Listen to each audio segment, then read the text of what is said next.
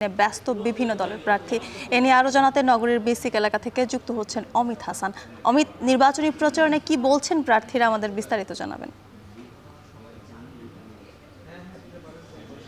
যুথিকা, একটু জানিয়ে রাখি, ত্রয়োদশ জাতীয় সংসদ নির্বাচন উপলক্ষে নির্বাচনী প্রচারণার শেষ দিনে একদম যারা প্রার্থীরা রয়েছেন বিভিন্ন দলের, তারা কিন্তু বিভিন্ন এলাকায় ঘুরে ঘুরে তাদের লিফলেট বিতরণ করছেন এবং বিভিন্ন ধরনের প্রতিশ্রুতি দিচ্ছেন সাধারণ জনগণকে। এবং এই মুহূর্তে দেখছেন বাসদ মনোনীত প্রার্থী ডক্টর মনীষা চক্রবর্তী, তিনি কিন্তু এই বিসিক এলাকায় সকাল থেকেই 8:30 থেকে কিন্তু এখানে তিনি প্রচারণা চালাচ্ছেন। এবং পাশাপাশি ইসলামী আন্দোলন বাংলাদেশের যিনি প্রার্থী রয়েছেন, তিনিও কিন্তু এই এলাকাতেই আসলে তাদের প্রচারণা চালাচ্ছেন। এবং কিছুক্ষণ পর বিএনপি মনোনীত প্রার্থী আবু মুজিবুর রহমান সরোয়ার, তার পক্ষেও কিন্তু একটি গণমিছিল অনুষ্ঠিত হওয়ার কথা রয়েছে। এবং এই মুহূর্তে দেখছেন তারা কিন্তু বিভিন্ন দোকানপাট এবং যারা পাড়া মহল্লার বিভিন্ন বাসাবাড়িতে বিভিন্ন বাসিন্দাদের সাথে তারা কিন্তু দেখা করছেন এবং তাদের যে প্রতিশ্রুতিগুলো রয়েছেন সেগুলো জানাচ্ছেন। এবং তারা বলছেন বিগত দিনগুলোতে বরিশাল অঞ্চলে কিংবা বরিশালের এই জেলার যে উন্নয়ন হয়নি, সেই উন্নয়নগুলো তারা জয়ী হতে পারলে সেগুলো কিন্তু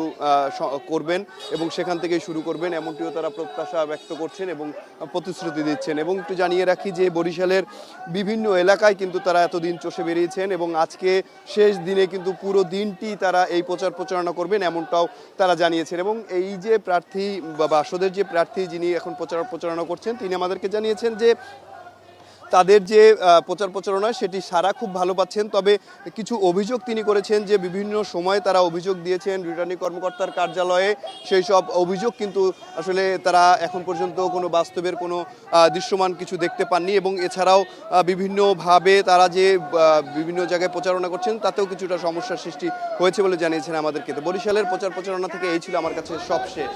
জ্যোতিকা, বরিশাল থেকে যুক্ত ছিলেন অমিত হাসান, জানাছিলেন সেখানকার সবশেষ তথ্য। শেষ মুহূর্তে সিরাজগঞ্জেও